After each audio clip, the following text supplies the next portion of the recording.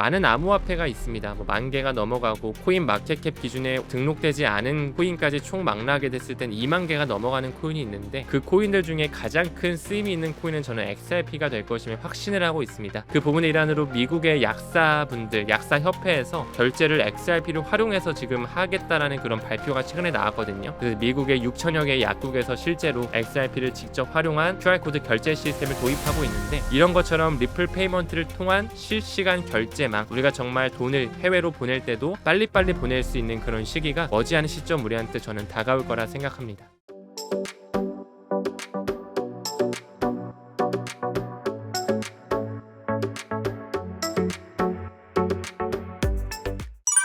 현재 리플이 소송도 그렇고 현물 ETF 등 다양한 호재라면 호재 거리들이 많은데요. 남아있는 악재나 풀어야 할 숙제들이 있을까요? 사실 리플사가 가장 욕을 많이 먹는 것 중에 하나는 이제 물량이 너무 많다라는 거거든요. 물량이 너무 많고 또한 리플사에서 보유하고 있는 물량도 무시할 수 없는 정도이기 때문에 어떻게 보면 또 덤핑 물량이 나올 수도 있다라는 이런 얘기까지 나올 정도로 그 물량에 대한 앞으로의 방향성을 잘 짚고 넘어가야 되는 건 사실입니다. 그리고 또한 XRP 같은 경우는 호재가 굉장히 많음에도 불구하고 가격적인 부분엔 반영이 안 되는 경우가 정말 비일비재합니다. 너무나 많아요. 호재는 너무나 넘치는데 가격에 뭔가 반영이 안 되는 거죠. 사실상 XRP를 투자할 때 그들끼리 그 세력들은 OTC 장외 거래를 통해서 많이 매집을 하고요. 그리고 다크풀 거래라고 해서 그 마켓 메이커를 활용해서 정말 차트를 그들이 그린다라고 표현을 하거든요.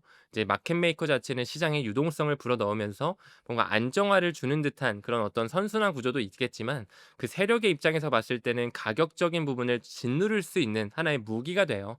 뭐 DWF라든지 점프 트레이딩, 뭐 윈터뮤트라든지 DSR 등등 많은 마켓 메이커들이 있는데 실제로 거기 마켓 메이커에 종사했던 사람들이 트위터에 본인이 이제 어느 정도 비밀 협약이 끝나서 말을 하는 걸 들어보면 정말 XRP가 가장 크게 그 유화가 그려진다. 그림을 그릴 수 있는 마켓 메이커가 가장 많이 붙어 있다. 이런 얘기를 하거든요. 그래서 저는 XRP 투자할 때 정말 많은 퍼드 기사도 나오고 가격 조작 얘기도 나오지만 실제로 이런 부분은 어느 정도 좀 인지를 하면서 그냥 꾸준하게 누가 뭐라고 하든 내가 가치를 확신하는 그만큼의 돈으로 투자를 이어가는 게 맞다라고 생각을 합니다.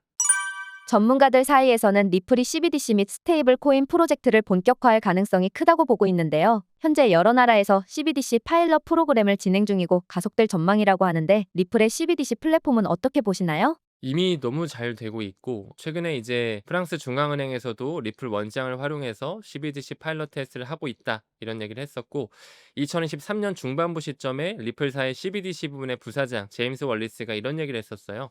우리는 30개국이 넘는 중앙은행들과 이미 파트너십을 맺고 있다. 이제 그중에 한 5가지 국가를 공개했었는데 이제 그게 말씀 주신 뭐 팔라우라든지 몬테네그로, 콜롬비아, 뭐 러시아 등등의 이런 나라거든요. 그게 이제 2년 전 정도의 기사였기 때문에 저는 지금 현재로서는 사실 어느 정도 전 세계를 아우르고 있다라고 생각을 합니다.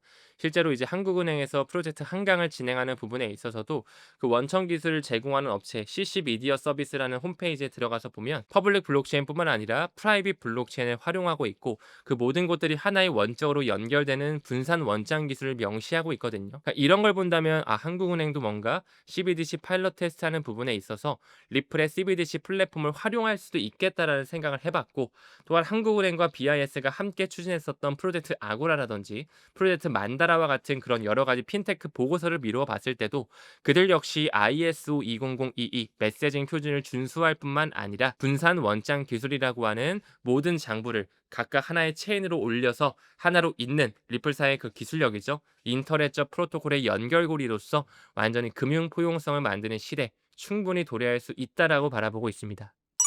올해 리플은 상승과 하락 중 어떤 흐름을 예상하시나요? 뭐 지금까지 워낙 지지부진한 흐름을 보여줬기 때문에 물론 이제 작년에 트럼프 당선되고 좀 올라온 이후에 지금 박스권을 계속 보여주고 있죠. 지금 방송을 촬영하는 시점으로도 3,000원대 극초반까지 좀 내려왔습니다. 굉장히 많은 패닉셀 물량이 나오고 있고 개인들이 힘들어하고 있는데 이제 앞으로의 시장 방향성은 저는 상승으로 바라보고 있어요. 근데 이제 앞으로 나올 수 있는 상승은 그동안 약 7년, 8년 동안 굉장히 많은 에너지를 응축했다면 그 응축한 에너지를 좀 이렇게 폭발적으로 보여줄 수 있는 시기 그러려면은 우선적으로 리플과 SEC의 소송이 좀 완전히 끝나야 되겠죠. 최근까지도 이제 아날리스트 토레스 판사가 리플과 SEC에 대한 합의의 과정에 대해서 기각하는 그런 모습이 나왔는데, 이런 부분은 저는 하나의 잡음으로 봅니다. 저는 애초에 리플과 SEC의 소송 자체를 하나의 각본, 시나리오로 생각하고 있기 때문에 그런 부분에 집중하기보다는 지금 리플사가 해왔던 어떤 가지치기, 파트너십이나 펀더멘탈, 그리고 그 고위급 인사들의 자리 바꿈, 그리고 국제 기구들과의 논문 어떻게 인용되고 있는지, 그리고 최근에 IIF라고 하는 국제금융연구소에서도 리플 네트워크를 이제 국경 간 결제 대안으로 인정하고 있거든요. 그러니까 이런 어떤 펀더멘탈적인 부분이 지속적으로 올라오고 수면 위로 떠올라지고 있기 때문에 저는 이번 올해 상승장에 있어서 제가 쓴 책인 리플 빅뱅이라는 그 단어 자체가 좀 와닿는 한 해가 되지 않을까 생각하고 있습니다.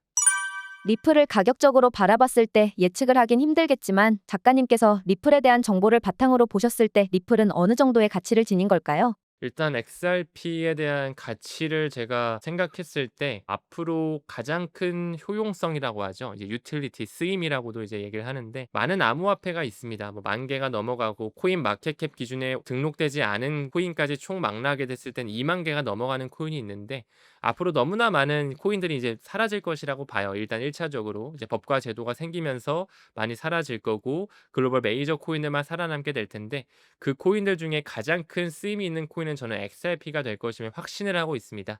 왜냐하면 가장 큰 시가총액을 보여주고 이 시장 파이가 큰 스위프트망과 연결돼 있는 메커니즘을 취하고 있고, 현재 그들이 준비하고 있는 표준 ISO 20022와 궤를 같이 하고 있기 때문인데요.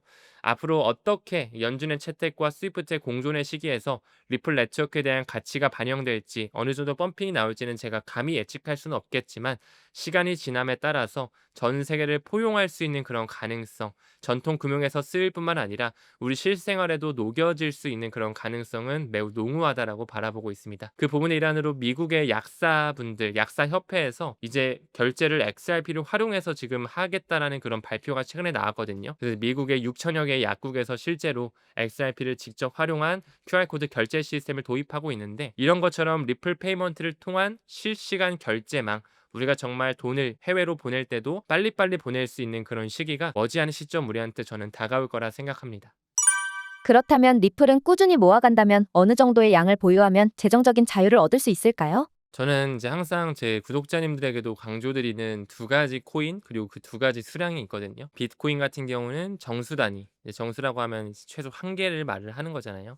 비트코인 한 개 정도는 내 자식에게 혹은 내 자손에게 물려준다라는 생각으로 좀 더 10년, 20년 길게 가져가셨으면 좋겠고, 그와 함께 XRP도 저는 10,000개 정도를 생각하고 있어요. 10,000개 정도는 좀 따로 빼둬서 많이 좀 길게 가져갈 수 있는 물량으로 봉인을 좀 해 두시면 어떨까, 이렇게 좀 생각하고 있습니다.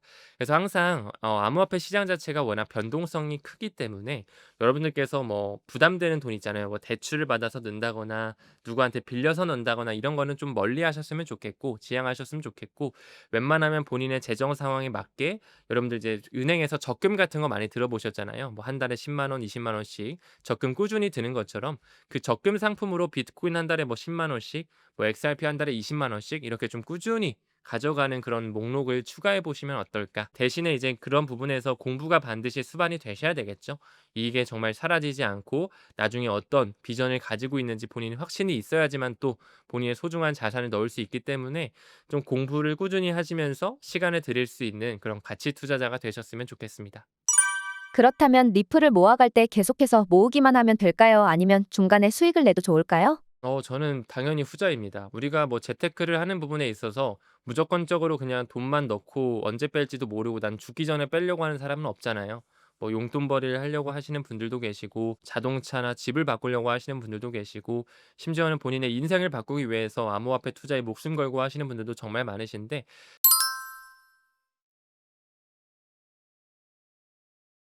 당연히 사이클 투자와 장기 투자가 어느 정도 병행되어야 된다라고 생각을 해요. 그래서 저 같은 경우도 이제 네 번째 반감기 사이클을 기다리고 있는데, 어느 정도 물량은 좀 이번 사이클에 좀 어느 정도 불장이 다가온다면 물량을 좀 현금화시키는, 해지하려고 하는 그런 생각을 하고 있고, 앞으로 더욱더 중장기적으로 가져갈 때 아까 언급드린 뭐 비트코인, 이더리움, XRP를 필두로 한 그런 메이저 코인들은 좀 따로 좀 빼둬서 더 시간을 길게 가져가는 물량으로도 염두를 하고 있습니다. 작가님께서 리플은 연구하시고 책을 쓰게 된 이유는 무엇인가요? 저 같은 경우는 XRP에 대해서 정말 지금은 완전히 진심으로 투자를 하고 있고 리플 빅뱅이라는 책도 이제 세상에 나오게 됐는데 처음부터 리플에 이렇게 진심이진 않았어요. 저 같은 경우 처음에 리플이라는 코인을 제가 딱 들었을 때가 2017년도였거든요. 그때 이제 리플 XRP 가격이 사상 최고치를 찍었을 때예요. 그때 한 5,000원 정도 업비트에서 찍었을 때인데 제가 그때 당시에 미국에 어학연수를 하고 있었어요. 그때 이제 중국 유학생 친구가 본인이 XRP를 투자해서 돈을 많이 벌었다 이런 식으로 말을 하면서 저한테 맛있는 걸 사주겠다라고 했었거든요. 그때 이제 막 바이낸스 본인 뭐 계좌를 보여줬는데 저는 처음에 그걸 딱 그 친구가 보여줬던 걸 봤을 때 '아 역시 중국인들 믿으면 안 된다.'라더니만 '이런 암호화폐는 도대체 뭐야? 저거 뭐 실체도 없지 않나? 저거 허상 아닌가? 이 친구 뭔가 위험한 투자를 하고 있는 게 아닌가?' 이런 생각을 했었어요 처음에 2017년에. 그래서 그때는 뭐 저는 대학생 신분이었기 때문에 아예 뭐 암호화폐에는 관심도 안 뒀고 리플 뭐 XRP 그게 뭔지도 몰랐고 비트코인이라는 코인에도 굉장히 부정적이었어요. 아 뭐 그거 실체도 없고 누가 만드는지도 아직까지도 밝혀지지도 않은 거를 내가 왜 투자해야 되는지도 모르겠고 그걸 사고 파는 거래소도 어딜 믿어야 될지도 모르겠는 그런 상황에서부터 이제 암호화폐를 듣기 시작했던 것 같아요. 그러다가 이제 저도 사회생활을 시작하면서 2020년 이제 3차 반감기 불장 사이클 때 이더리움 채굴장을 시작하게 됐었어요. 그때도 이제 저의 자의로 시작했다기보다는 회사 선배분이 같이 한번 채굴장을 운영해 보자. 이게 부업에 굉장히 도움이 될 것이다. 이렇게 해서 이제 처음에는 약간 용돈벌이 개념으로 시작을 했던 거거든요. 이제 경기도 파주에 채굴장을 만들면서 이제 한 2년 정도 운영을 했는데 그때부터 이제 제가 채굴기를 막 조립하고 전기공사하면서 굉장히 큰 전력을 소모하면서 이제 이더리움이 채굴되니까 '아 이더리움에 대해서 이제 공부를 좀 해 봐야 되겠다.'라고 하면서 이제 이더리움에 대한 어떤 가치적인 투자와 공부와 채굴을 같이 병행했었죠. 그러다가 어느 순간 2021년 9월로 제가 기억을 하는데 비탈릭 부테린이 이제 머지 업데이트라고 하는 걸 합니다. 그래서 POW였던 프룹 오브 월크 채굴이 되는 방식이었다가 프룹 오브 스테이크 POS로 전환이 되면서 채굴이 중단되게 됩니다. 그 당시에 이더리움이 가장 채산성이 높아서 어느 정도 이더리움을 채굴해서 이걸 팔아 가지고 어느 정도 전기세 내고 뭐 월세 내고 이러면 쪼금의 수익이 남았었는데 이더리움이 갑자기 채굴이 안 돼 버리니까 이제 그다음으로 캘 게 없는 거예요. 아무 뭐 다른 걸 캐도 가격이 너무 저조하고 채산성이 안 좋아서 인제 수익성이 아예 안 나오는 거죠. ROI 자체가 안 나오는 거죠. 그뿐만 아니라 그 당시에 미국의 대형 거래소였던 FTX가 파산이 되고 그리고 또 우리나라에 건도형을 필두로 한 테라루나 사태가 터지면서 가격적인 부분이 완전히 가라앉게 됩니다. 그러면서 이제 많은 국내에서 채굴장을 운영하시는 분들이 문을 닫으셨어요. 저도 당연히 문을 닫았고 그때부터 이제 제가 이더리움을 공부를 해 봤더니 이더리움에 대해서 굉장히 전망이 좋게 봤었어요. 그래서 '이더리움을 내가 공부를 했으니까 한번 제대로 암호화폐에 대해서 투자를 해 보자. 공부해서 투자를 해 보자.' 해서 이제 당연히 비트코인 먼저 공부를 했고 그러다가 이제 XRP에 대해 공부를 한 거죠. 근데 이더리움, 비트코인, XRP 순으로 공부를 했을 때 정말로 비트코인이 나온 본질, 블록체인을 그들이 만든 이유, 그거를 하기 위해 나온 게 XRP라는 걸 깨닫게 됐고 그때부터 이제 XRP에 대한 어떤 펀더멘탈적인 부분, 뭐 리플사의 역사부터 해서 리플의 임원진들의 출신지라든지 리플사가 보유하고 있는 파트너십이라든지 현재 ODL이라고 하는 그 플랫폼 자체가 어느 자금이체 기업, 어느 송금망과 연결되어 있는 이런 거를 이제 보면서 XRP에 대해서 조금 더 확신을 가져갔던 것 같아요. 그러면서 이제 XRP라는 코인이 처음에는 그냥 뭐 전송하기 좋은 코인, 바이낸스 거래소나 뭐 해외 거래소 옮길 때 속도가 이제 빠르니까 뭐 트론이나 XRP 이런 거 많이 쓰잖아요. 그렇게만 치부했었다면 이제 이더리움 공부하고 비트코인 공부하고 XRP를 이제 제대로 공부하면서 이 코인이 정말 미래에 가장 큰 유틸리티를 가져가고 블록체인이 나온 이유가 금융에 대한 혁신, 화폐를 혁명하기 위해 나왔구나라는 걸 깨달았던 거죠. 그러면서 이제 이 XRP라는 코인에 진심이 됐고 그러다가 이제 한 구독자님이 저희 집 앞에 찾아오셨어요. 찾아오시면서 본인이 지금까지 인생을 살면서 두 번의 기회를 놓쳤다. 첫 번째 기회가 본인이 대학교 시절 때 부동산을 전공을 했는데 나는 그때 부동산에 대해서 아무 생각이 없었다. 그때 내 동기들은 서울 강남에 아파트 사고 대치동 한남동에 미리미리 막 땅을 사고 이래 가지고 지금 자기네 동기들은 다 엄청 땅 부자, 부동산 부자로 살고 있는데 나는 그때 당시에 부동산 학과를 졸업했지만 부끄럽지만 아무것도 사지 못했다. 그래서 부동산에 대한 기회를 첫 번째 놓쳤고 두 번째 놓친 기회는 인터넷 혁명 시대였죠. 이제 닷컴 버블이 있었던 시대. 본인이 조금만 더 빨리 구글이라든지 뭐 아마존이라든지 메타라든지 이런 회사를 알아서 주식에 투자했다면, 하물며 네이버라도 내가 조금 더 빨리 투자했다면 주식으로도 큰 부를 쌓을 수 있었을 텐데 그 기회를 놓쳤다라는 말씀을 하시더라고요. 그러면서 저희 집 앞에 찾아오셔서 하신 말씀이 "나는 이제 세 번째 기회를 맞이했다."라고 생각을 한다. 내가 당신의 채널의 굉장히 열혈 구독자고, 본인은 출판업에서 30년 40년을 이어온 사람이다. 출판사를 대표하는 분인데 저와 같이 책을 한번 써 보지 않겠냐라고 해서 나온 책이 리플 빅뱅이라는 책이에요. 그래서 저는 처음에는 XRP도 완전히 관심도 없었고, 이제 뭐 책에 대해서도 쓸 제 뭐 능력도 없다라고 생각했고, 제가 감히 책을 쓸 수 있을까에 대한 막연함이 있었다면, 그런 어떤 중국 유학생 친구와 채굴장을 같이 운영했던 회사 선배님과 저에게 책을 같이 써 보자고 말씀 주셨던 저희 구독자님 덕분에 제가 이렇게 이 자리에 앉아 가지고 인터뷰를 할 수 있게 된 것 같습니다. 그래서 너무 갑자기 말이 길어졌는데, 이 자리를 빌어서 다시 한번 그분들과 저희 채널을 또 사랑해 주시고 이 영상을 시청해 주신 분들께, 사실 저한테는 너무나 이런 자리 자체가 감개무량한 자리거든요. 그래서 감사드린다는 말씀 좀 진심으로 전하고 싶습니다. 감사합니다. 암호화폐 시장과 그리고 리플을 투자할 때 투자자들의 입장에서 가장 주의해야 할 사항 같은 것들이 있을까요? 네, 일단 뭐 XRP뿐만 아니라 암호화폐 시장 자체가 워낙 변동성이 크기 때문에 개인들의 멘탈 관리가 매우 어렵습니다. 그렇기 때문에 더더욱 진정성 있는 공부가 너무나 필요하고, 이제 많은 분들께서 암호화폐 투자를 알기 위해 유튜브 채널로 많이 가시죠. 근데 유튜브 채널 중에 정말 질 좋고 양심적으로 운영하시는 분들이 있는가 하면, 본인의 핸드폰 번호를 밑에 깔아놓고 여기다 문자를 주면 우리가 수익을 벌게 해주겠다라는 식의 뭔가 구독자님들을 현혹시키는 그런 질 좋지 않은 그런 채널들도 꽤 많이 존재하거든요. 그렇기 때문에 여러분들이 공부하실 때는 웬만하면 본인 스스로 한번 해보려고 노력을 하셨으면 좋겠고, 왜냐하면 본인이 믿음을 가져야지만 중장기적으로 투자가 이루어지기 때문에 그렇고요. 유튜브 채널을 보시더라도 혹시라도 그 채널에 뭐 상단이든 하단이든 우측이든 좌측이든 뭐 핸드폰 번호가 쓰여져 있다, 그러면 웬만하면 좀 안 보셨으면 좋겠어요. 그리고 거래소도 웬만하면 좀 유동성이 큰 그런 세계 최대 거래소 바이낸스라든지 뭐 우리나라 업비트 정도, 이 정도만 좀 사용하시고, 너무 작은 해외 거래소는 웬만하면 사용을 안 하시는 걸 권장드리고 싶습니다.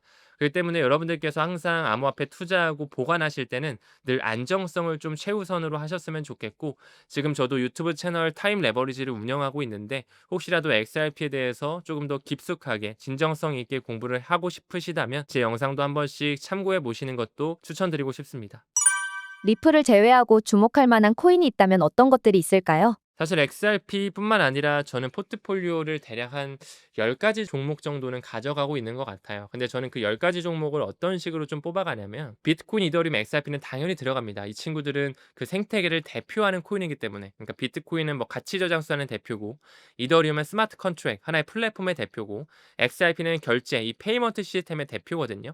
그러니까 이런 영역들이 다 있을 거 아니에요. 뭐 밈코인의 대표가 있고, AI 섹터의 대표가 있고, 또는 그 연결해주는 상호 운용성 레이어 제로라고 하거든요. 그런 또 인터체인 프로토콜의 대장격이 있고, 혹은 뭐 저장소 섹터라든지 미래 CBDC 세상이 왔을 때 인간의 존엄성, 프라이버시를 지켜줄 수 있는 뭐 익명성, 프라이버시 섹터가 또 있거든요.